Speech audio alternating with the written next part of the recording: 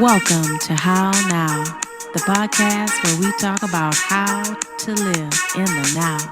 And here's your host, Kim Martin Raymond.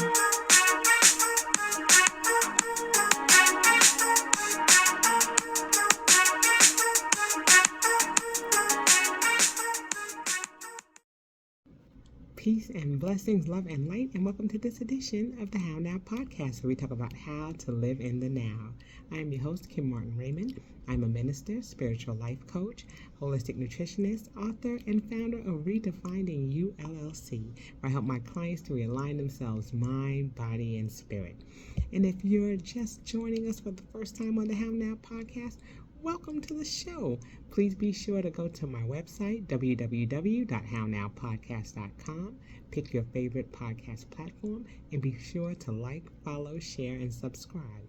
You can also scroll to the bottom of the page and click on the banner for this week's show, and it'll take you to the How Now YouTube channel, where you can like, follow, share, and subscribe there also. You can check out my playlist like Tuesday, where I give a scripture verse each week, and also find out what's going on in my now.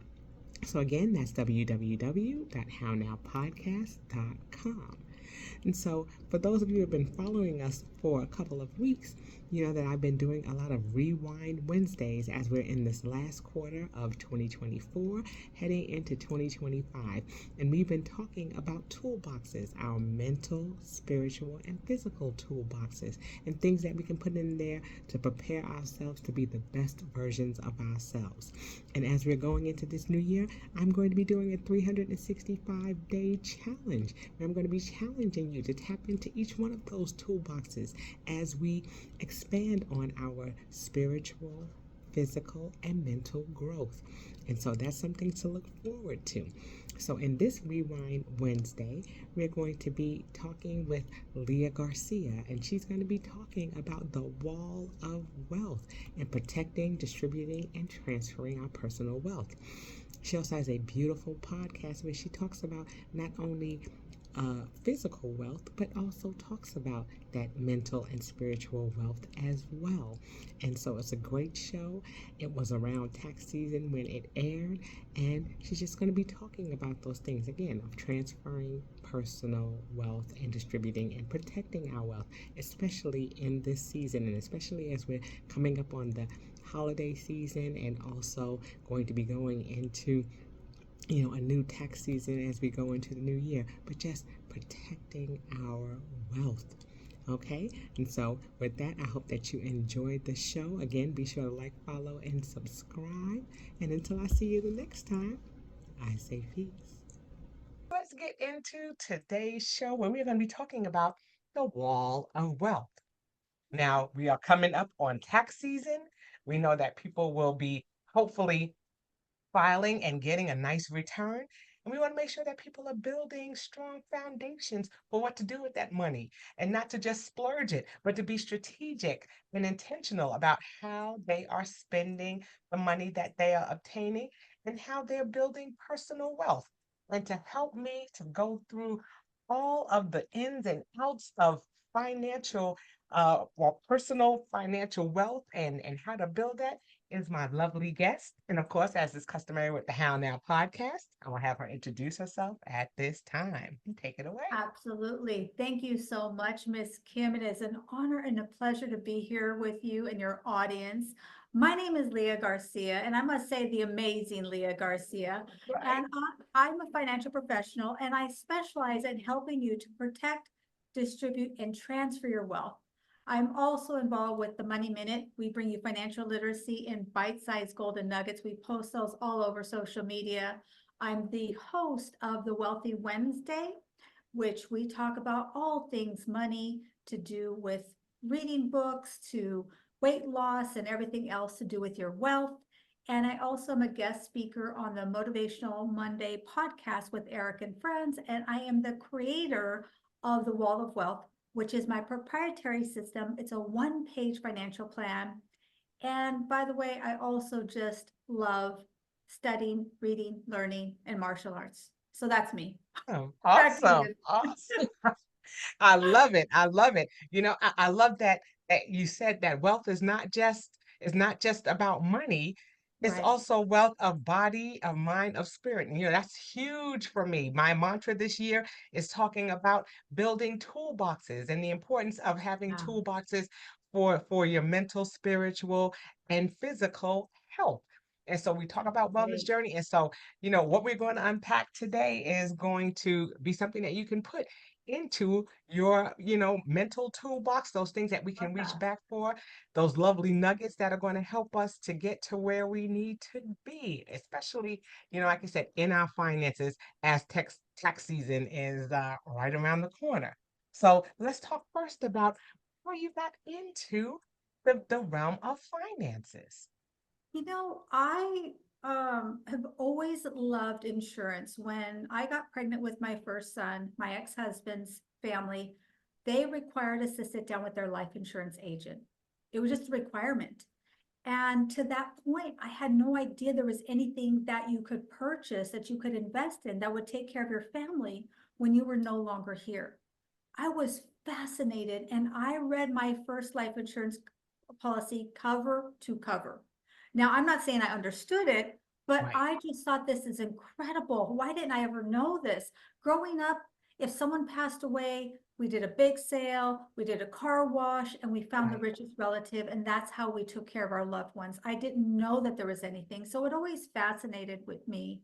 And when my kids were little, a lot of my friends went back to school to get degrees, to be teachers. I love teaching, but I didn't want to be a teacher. And one of my friends got involved with insurance and he said, you know what, let's do this together. And so I just love the idea of the learning, being around adults and growing up people and needing to dress up and learning and studying. And I just fell in love with it. I fell in love with what we could do, could really transform lives. And a right. lot of families really didn't understand how to use life insurance. And since then, I've really upgraded my platform. So that's where I Wow. started.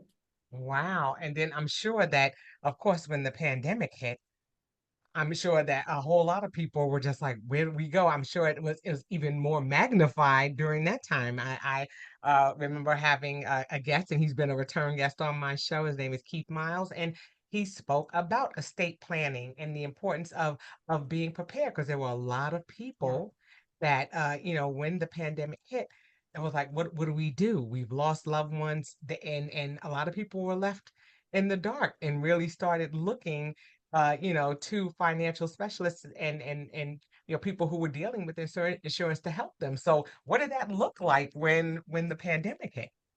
Yeah, absolutely. It totally transformed our business and our industry. Before, I called it BC. Before, Mhm. well, That's like before COVID. yeah. Before that, we had to meet in person, one-on-one. I used to drive about 60,000 miles a year on my car. I used to live in my car, food, clothing, and just drive all across California because we didn't have the authority to really do this online thing. Then the pandemic hit. Miraculously, we were able to get through all that compliance, and now we're meeting on Zoom. If I'd asked families, before the pandemic to talk to me about all your finances, give me your social security number, all your accounts, they would have said no way. But Right. during the pandemic, they said they understood. They're using Zoom and such like that to see their children and their loved ones. So it really transformed our business and our industry. And that for me really was a game changer because at the same time, the pandemic, remember, Kobe Bryant also passed away. So Right. it created a lot of awareness about life insurance, about estate planning, the importance of having a living trust. And none of us are immortal Right. and things are going to happen. We never know what place we are in the line. We just don't know. Right. Accident and illness, no age. Right. So I think because Kobe was one of the few that really had taken the steps, he did have life insurance, he did have a proper estate plan and a pour over will. That's why his estate transferred seamlessly the way that it Mm. should, unlike Prince or Michael Jackson or even Aretha Franklin, and the list goes on and on of people who didn't have those proper documents. Right. So for me, it's just been transformational. And now my clients are all over the US, Puerto Rico, and Canada. And I Nice. work right here, right in my little Nice. office. Right. And I mean, and you're right. It's critical because a lot of people really didn't, it really, they weren't thinking about it Right. until COVID came and they saw loved ones lost. And it was just like, wait, I may need to get my act together. And just like you said, even if they didn't, look at celebrities and that's Right. been, since the beginning of time, people have passed and then we find that they have children and then they've got, additional families and all these other things to go through and it just becomes a mess. That person is gone, but for the person that has to be there, he has to be here for them. It's a challenge, and you want your wishes to be met and you want to be able to have a say in what happens to your estate when you're not here. And I think that some people are even at the point where they're like, well, I don't have anything, so I really don't need to look into that because right now I don't have anything. I just have an apartment and I'm renting my car, or I'm paid off this car. I don't know that I have anything.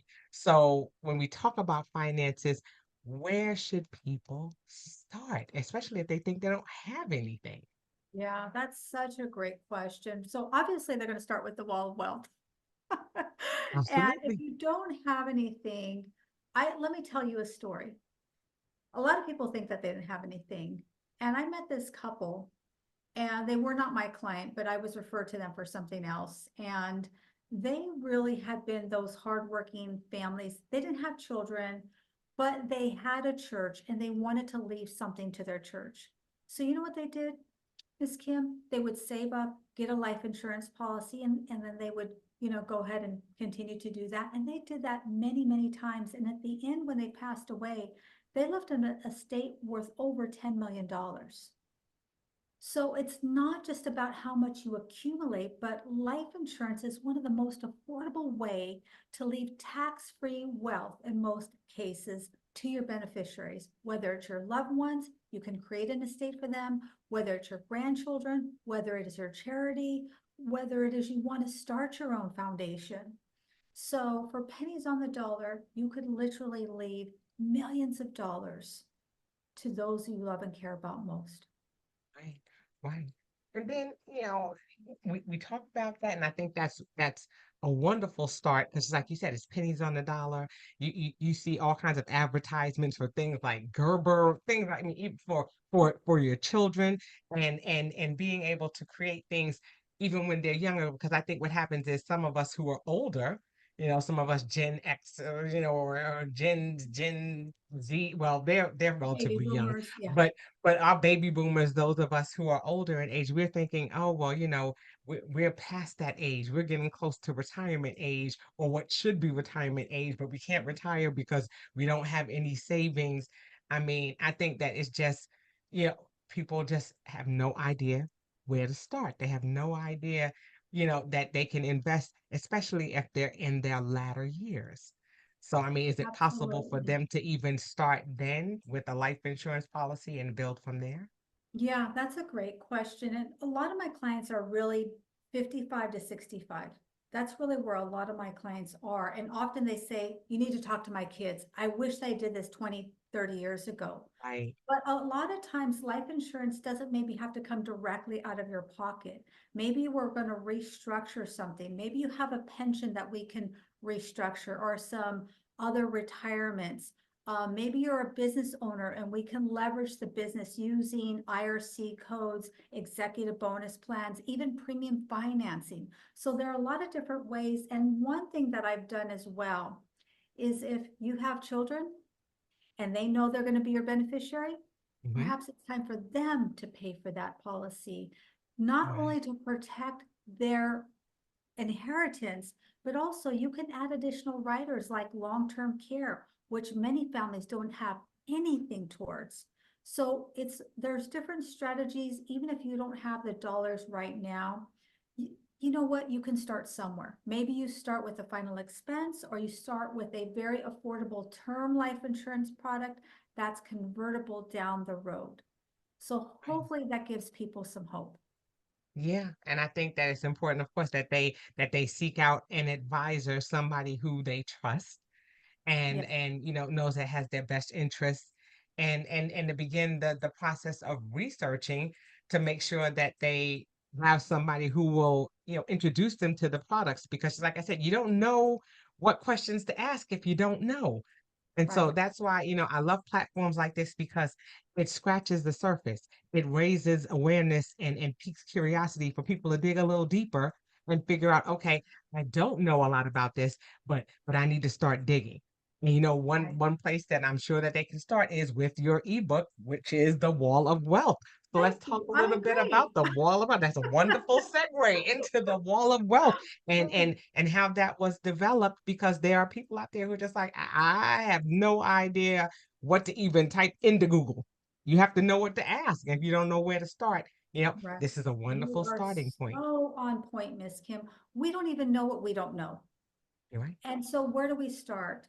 My intention with the Wall of Wealth is for it to be a one-page financial plan that you can literally temperature check yourself, self-diagnose, so you can get an idea.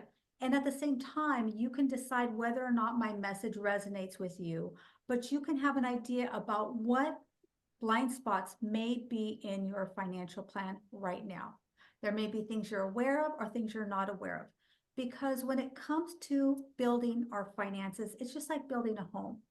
And Mhm. oftentimes, Miss Kim, people try to put on the windows and the roof before they've ever created a foundation. And they start talking about things about flipping real estate, Bitcoin, stocks, options, and there is a place for that. I'm not Mhm. alluding to that. They're not relevant because they truly are. Yes. However, my message is this: let's build your financial plan. Let's fill in the gaps in the blind spots and create your wall of wealth. And then that's a cherry on top is those other investments. That's where options go. That's where buying, selling real estate. Because if something goes sideways in those other investments that are high risk, by the way, Right. Right. generally, if something goes sideways, you still have something to fall back on. That's what happened during the 2008 crisis, is that many Mhm. people owned 20 or 30 properties and they lost them all, but they Mhm. had no backup plan. And so people become hopeless and they do desperate things. Yeah. So, and the second part to your question was, where did this come from? I can't take full credit for it. When I was in my practice company, my mentor taught me a very basic wall of wealth. They only had a few products, so it didn't have, wasn't all encompassing. And I always really liked that because I felt like it was really simple and Mhm. anyone could understand it.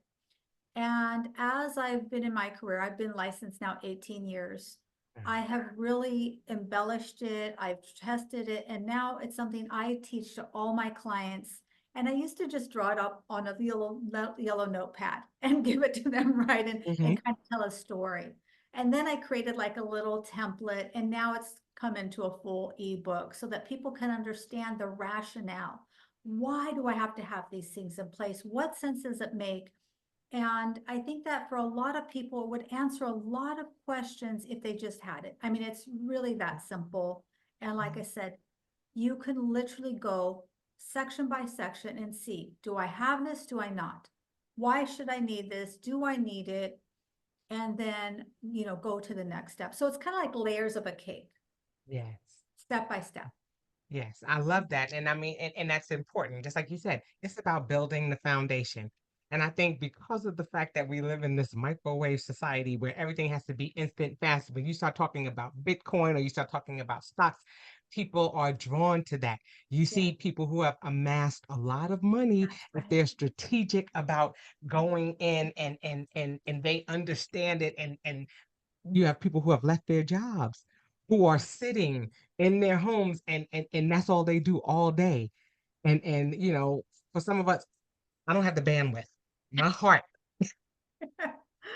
could not take that, seeing things go up and down. Some people can ride that wave while others can't.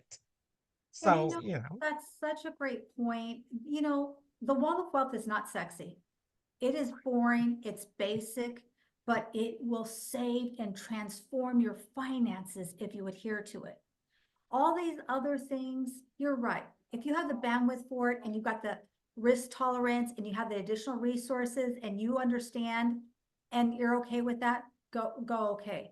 But I have seen even multimillionaires be decimated and leave absolutely nothing when they did not have the financial foundation in place Yeah. because of taxes, because of not understanding Social Security and provisional income, estate taxes, capital gains taxes. I mean, there's so much more. That's why I say my role is I help people to properly protect, distribute, and transfer their wealth.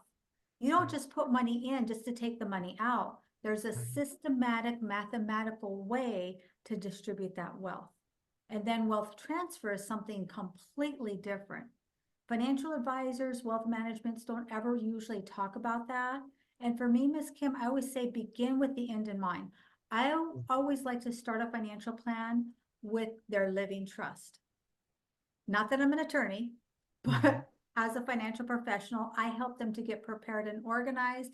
I partner with LSP and Direct, and that's a huge estate planning law firm. And then Okay. when they meet with the attorney, they're ready. And then once I know where they want to be, what assets do they want to transfer? What is that estate going to look like? Do they want a dynasty trust? Do they want to create a foundation? Do they have a nonprofit that's important to them? Do they want to skip generations? Do they want to put certain rules and guidelines, things that their beneficiaries and their heirs must do and things that they must not do? When I understand that big picture, then we can reverse engineer their financial plan. Does that make sense? That makes sense. I like that. That reverse engineering part is critical because yeah, you kind of have to have a destination in mind. You just can't be out there aimlessly wandering in the wilderness and think you're going to wind up somewhere. Where are you trying to wind up? And Yeah, then I know that things can change, because now we're seeing so many families having to take in their aging parents and or their older children, and so the paradigm has shifted from the way it used to be. And now we're like, okay, we're seeing families that, when they thought that they were going to be free to go and travel, that was our dream, especially as as a Generation Xer, I was like, you worked your job, you stayed at your job, you saved your money, and then when you got older, you hope to go and travel the world and do things. And now we have people that are passing away right, prematurely because they're not taking care of their health. right, Then you've got people who are not able or eligible for certain benefits and things because of pre-existing conditions. right. Then you've got people who have turned around and now had to take their family members in, and it's just become such a hodgepodge of things that were unexpected. And then toss the pandemic in there, why don't you? And then it's just like, it's like a bomb drops on them. And it's like, I have no idea where to go. I have no idea how to do this. And so the education portion that you're talking about is so Critical. critical Yeah, it, because again, we don't know what we don't know. And so we don't know where to start. It's like, okay, I was doing okay. I was saving money. Now I have to take care of my aging parent. And now where's that money coming from? And if they don't qualify for health insurance, now what do I do? So I'm sure you get hit with a whole lot of questions about exactly yeah, how do I, go through all of those weeds? And I guess that starts, like you said, with the end in mind, right? yeah, yeah. So many great points. I kind of want to unpack that. Me and my ex-husband raised my sister's boys because she got into drugs. And I never expected to have two children, let alone four. Suddenly, we doubled our family overnight. And so that takes on its own challenges. You're right. You have to redo things like your wills, update your life insurance, and really account for that because we've got these boomerang children. A lot of people are raising their grandchildren or even, more of community children, siblings and such. Right. And then also aging parents. When we talk about long-term care and long-term care insurance, people think of it as nursing home insurance. It's really Mm, stay out of a nursing home insurance. If you don't have something in place, I've literally watched families destroy an entire legacy. If I can tell you a quick story. no, This was a few years ago, probably about 10 years ago. And I was really working on fine tuning the living trust because I've always had an interest in it and just really became my, it's really my crusade. And I sat down with this family. They met with me as a favor to a friend. And they said, you know what, Leah? They're a beautiful couple. I met Mhm. them in a Starbucks. They said, you know, they're hand in hand. She said, you know what? We're empty nesters.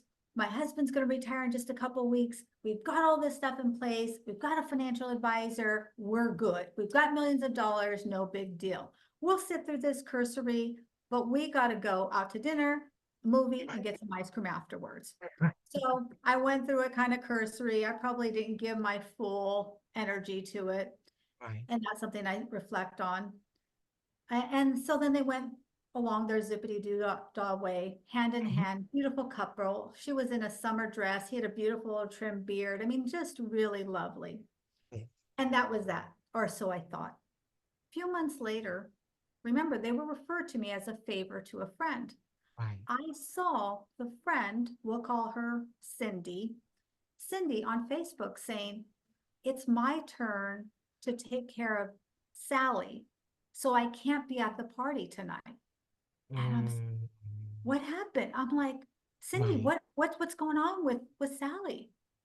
And she said, oh my gosh, Leah, a few months after they met with you, Sally went and had her annual checkup, and she was diagnosed with Lou Gehrig's disease.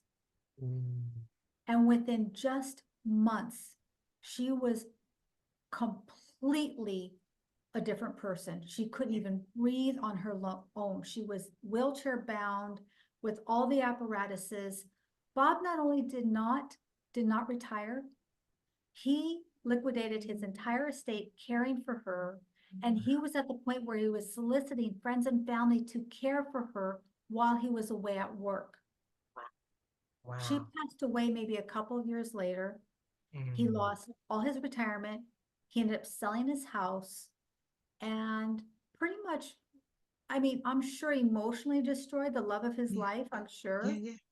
but completely financially devastated. And here's the thing, Miss Kim, if they had had the proper long-term care policies and some protection in place, I'm not saying it would have changed her health, but Right. it would have given Bob some options and Right. the opportunity to be there with his beautiful wife while she was going through this dramatic transition Yeah. that was completely unexpected. And that's Wow. why when people say, Leah, why are you so passionate? Why are you always talking everywhere? Why are you on all these podcasts? It's because I've seen this happen over and over again. And I know that people need to understand that there are options, no matter where you are, at what stage in your life, whether you're just starting out, whether you're in the middle of building your business and building your wealth, or you're more towards the sunset.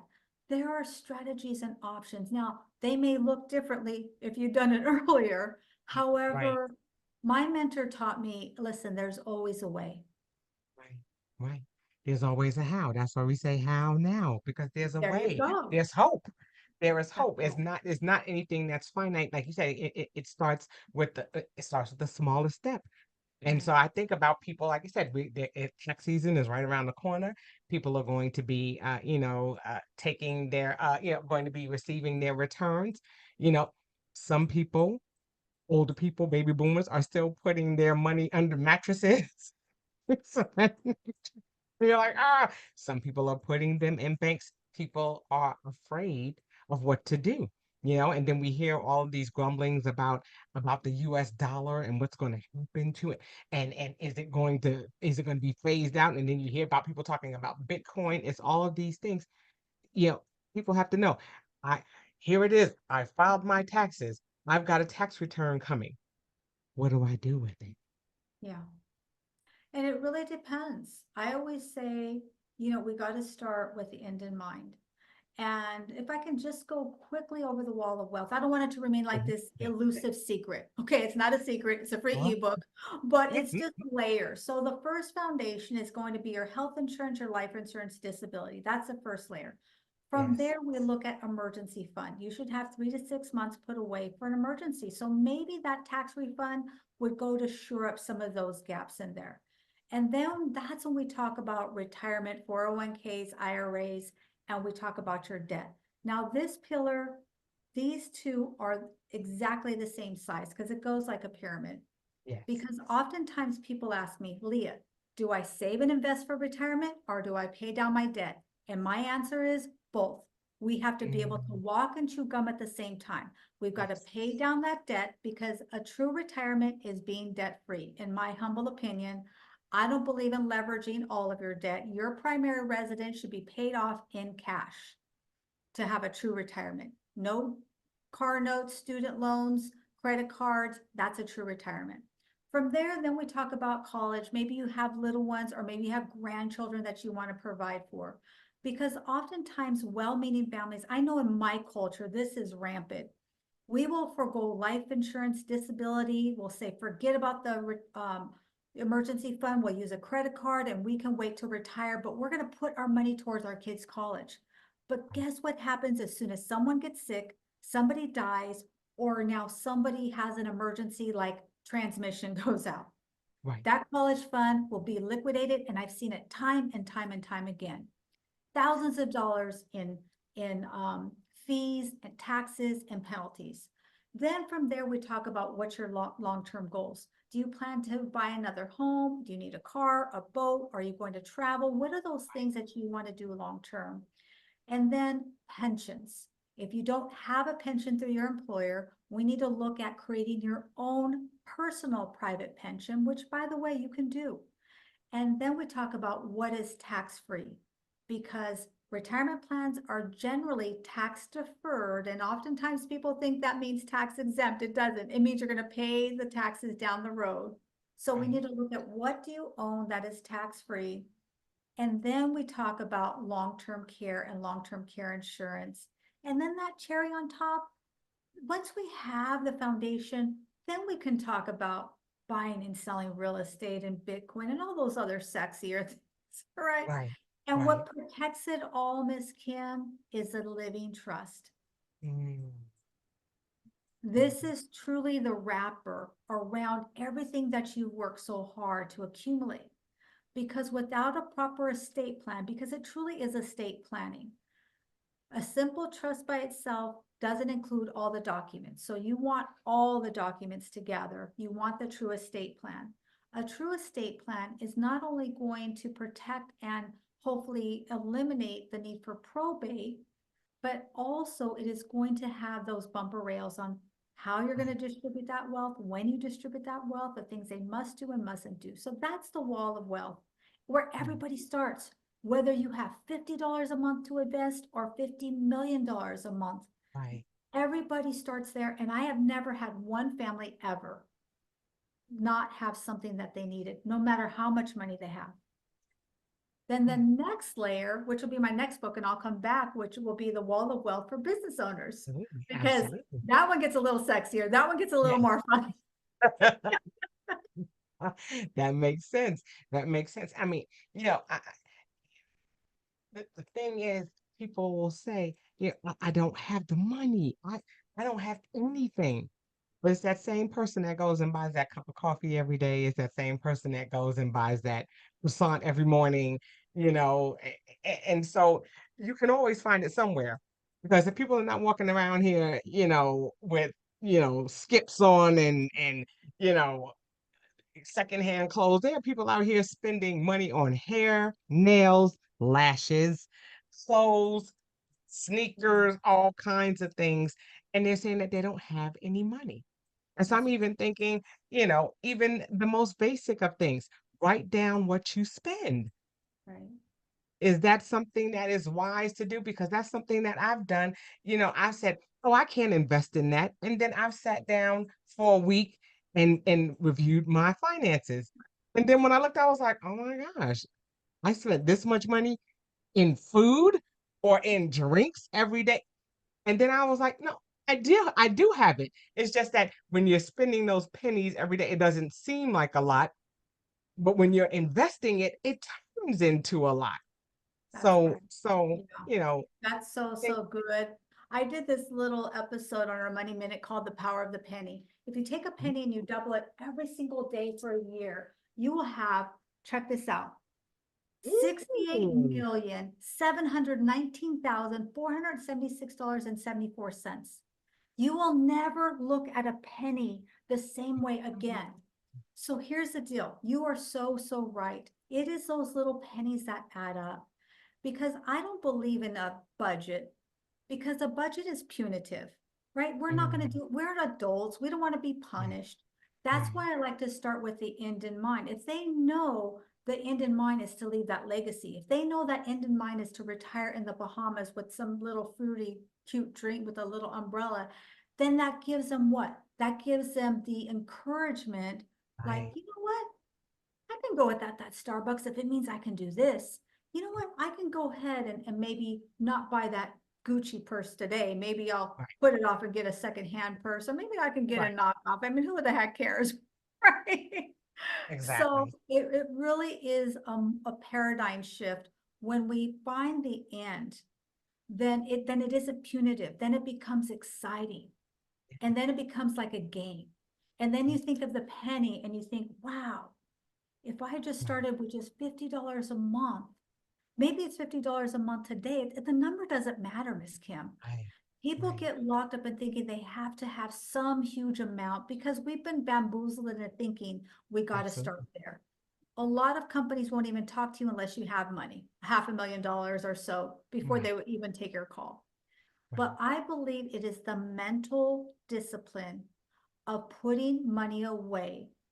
What do they call that? Dollar cost averaging. It is developing that atrophy muscle, the discipline. And what happens is if you put that away over a year, you know, the average family doesn't have $400 in case of an emergency. Right. Suddenly you have 400 or 500, $1,000. And when you see that accumulate, people get excited and they Yeah. start to self monitor. I never Right. monitor my clients. Listen, this is your money. I'm not working for. You're the one. Right. I'm never going to tell you this is what you have to do. I'm just going to Right. enlighten you and Yes. empower you to be able to make those decisions. And then you're going to self-discipline. Mhm. Or sometimes I've had clients, you know what? I'm going to start a business.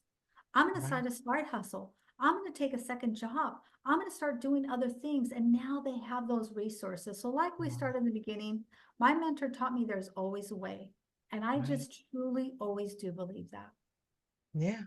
I think that's powerful. It does. Like you said, it's about, having the wisdom so that that way, and I say this consistently, we want to be in a place where we're able to respond and not react.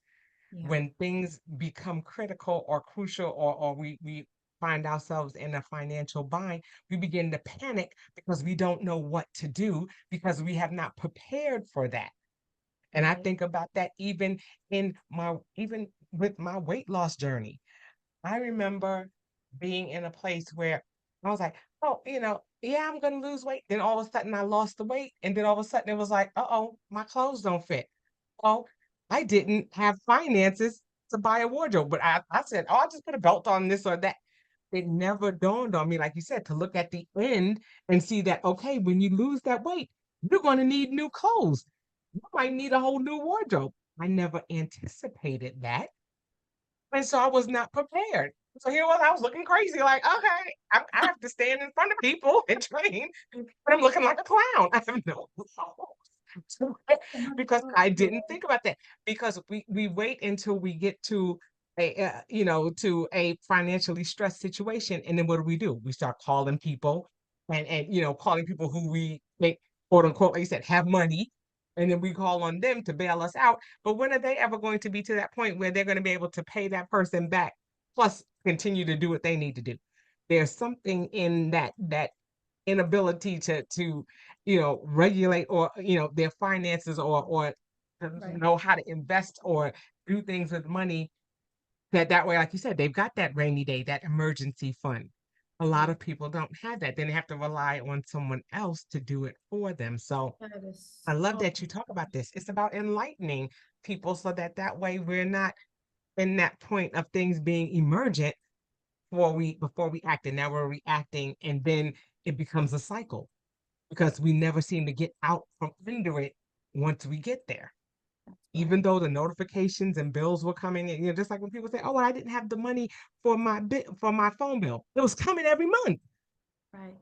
Nothing changed. They're not going to say, pay a month, get a month free. That's not how it works. It's not a BOGO. You know what I'm saying? Yeah. One, get one. People don't know what to do or how to prepare. And so they begin to react out of fear and out of desperation. And we have to get them on the other side of that so that when these situations happen, they can say, okay, I'm just going to run to the bank and I know that I have this emergency fund set up for this. And now I have something to fall back on. That's what we're talking about when we're talking about those toolboxes and making sure that Absolutely. we have something to reach for besides, an empty well that has nothing in it and we're not, Yeah. where we need to be. You're watching this. I urge you to go back to this last 3 minutes and rewatch that. That was a TED talk right there. That was a mic drop. You were so on point. So Awesome. a lot of it has to do with our self-worth. If we Yeah. don't believe that we're worthy, then we're going to what? Self-sabotage ourselves. That's why I say the amount doesn't matter. If you're making a minimum wage, you can't start with $1,000 a month. My average client puts $3,000 to $5,000 a month away, and more. Right. But I say, you know what? Start with a penny. Mm. Anyone can start with a penny because it's not how much money it is. It is building up your self-worth. And when you start to do that, you're setting your attention. And God, the universe, whatever you believe, I'm a Christian, so I believe in God, Yes. but Amen. he see that you're being vigilant and you're being respectful of what he's given you. Being a You're steward. honoring Yes. it and you're putting it away. Maybe you're putting it, hopefully you're not putting it under your mattress, but maybe you put it in a jar until you've got a few $100s to put somewhere. But it really is starting. And when you start to obey the laws of money, Yes. then Mm. that's when you start to attract it. When you start to build up your self-worth and your self-identity, and you believe that you're worthy of having more, that's when things will start to change. That's when things will start to miraculously, you're just going to get a check for $20 that you weren't expecting. Someone's Right. going to pay you back $100 that they borrowed 20 years ago that you Right. didn't even know about. You're going Right. to go into the dryer and the laundromat and you're going to find, a $50 bill. I mean, Right. things just happen for you because when we focus on what we want, our reticular activating system, our subconscious mind starts to help us to find it. Right. Right. And the beauty of that, like you said, when you get it, it's knowing what to do with it. Yeah, Yeah. people out there, they play the lotto every day and they play those things. I have no, what they run numbers or whatever they do. I don't even know how that works. I mean, Because I'm just not, I'm that kind of, not that kind of person who goes into goes to Vegas and pulls the lever. I'm the one who just yeah, sits in the corner and just claps for the people that get the money. But it's knowing what to do when you get it. yeah, That's why you see people who have, won millions and then a couple of years later, they're flat broke again because they didn't know what to do with it. And again, that's a part of the responding. Okay, wow, I found this $50 bill. What am I going to do with it? Am I going to run to the store and go and blow it at Walmart or Target or somewhere else? Or am I going to invest that money so that it can grow for me? And those become the questions. That's the mindset that we have to get into, yeah, just being able to say, okay, I've got this now. What am I going to do with this? yeah, You know, besides blow it. And most people did. They just go, hey, I found this $50 bill. Let me jump in. Dinner's on me tonight. Then you're right back to zero again. yeah. You know, It comes we've got to from, make a plan. again, I just go back to your identity and your self-worth. When you start to pay yourself first, that's when you're sending the message that you are worthy. I had a client years ago. I met them. They were completely financially independent. I can't take any credit for that. They were field workers. They got married when they were like 16, 14, and 16 years old. They worked in the fields, Yes, cantaloupes, cotton, watermelon, all this stuff, making that's not a very modest income. right. When I met them, they were retired. They owned 2 or 3 properties completely paid off in cash in California. They had over $500,000 in their retirement accounts and hundreds of $1,000s in their savings accounts. And I asked them, like, how did you guys do this? I mean, and they had totally no debt. I say, I know people who make 10 times more money you do than Right. you do, and they don't have this. And she told me, she barely had a second grade education. Wow. And she said, we were working so hard and I realized that we were struggling to pay every single person, paying this bill, paying that bill. And I said, you know what? If I'm going to work this hard, I'm going to pay myself first. And they put Yes. themselves first, 5% of their income and then 10% of their income. They got it to where they were paying themselves first over 25% of their income. That's called discipline, the power Yeah. of compound interest, and then it becomes the compound pounding. When you start to do these things, remember, it's not about the dollar amount. I don't want people to get bamboozled and tricked up and thinking if I don't have $100 or $500 a Right. month, it truly is the power of the penny. Start somewhere. It's the discipline and the action of putting it away. But that has to be what? Something that you don't touch until Right. it's an emergency, Right. right? I mean, Mindset, that like you penny ain't said, gonna do a whole, mindset. right, It's a right, mindset, and you have to, just like anything else, just like any other thing that you're trying to conquer, you have to establish the discipline. Like you said, you have to see it, or see your self-worth and say, okay, I'm worth it. It's worth paying me first, so that way I have a future. Because some people are building and putting away money and everything else like that, and then they never get to enjoy it. yeah, Then their children or their grandchildren get it, and then they squander it, and you worked all of those years for nothing. And yeah, so it's definitely a matter of paying yourself back, doing things small, because I think that's what happens. We have this mindset of thinking that everything has to be grand and big, and it doesn't. And that's a lesson that I've even had to learn these last couple of months, even with traveling with my husband. I was like, well, we can't afford to do this and blah, blah, blah. And then all of a sudden it was like, okay, we could take these small trips. Airlines have these deals, and yeah, you may not be able to bring a bag, but you can bring a backpack. Okay, start packing light. Start getting some of those little vacuum bags and zipping and taking this with you. It's amazing. We have so many resources available to us, and we fail sometimes to take advantage of those things, and they're right there in front of us. And it's just a matter of educating ourselves, and what we don't know, asking people who do. And those yeah, people are not, your Uncle John or your Aunt Sally who, can barely rub two nickels together, but we ask them for financial advice. We have to make sure that we're going to the people who are educated in this, and then, asking those questions. I don't know what compound interest is. I don't know what any of those words mean.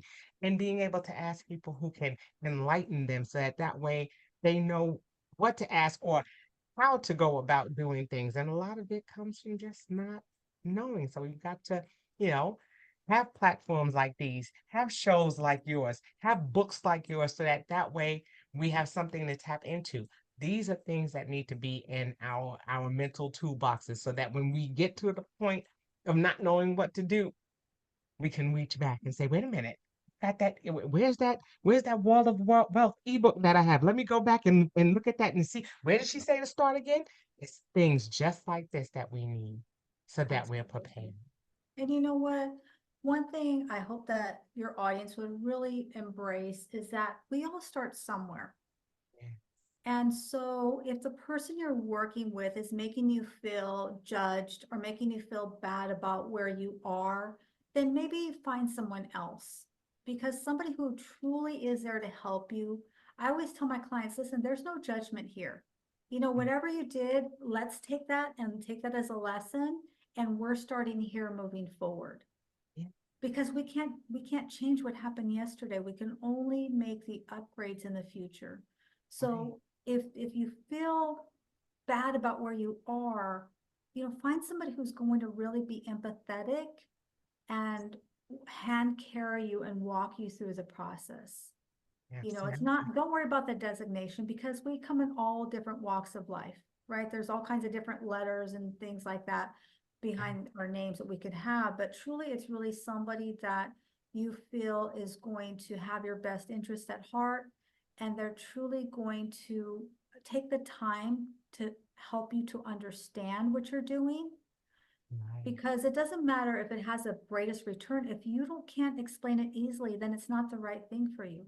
And then also somebody who just is not going to make you feel bad about the mistakes, quote unquote, mistakes that you've Right. made in the past That's financially. right. And we can't grow from that. We That's can't progress if we're still beating ourselves up about some financial error that happened, 5, 10, 20 years ago. that's it. We just got to get on the path to healing. And Yeah, and like you said, that starts with being able to ask for help. And that's in any aspect of our lives that we're going through.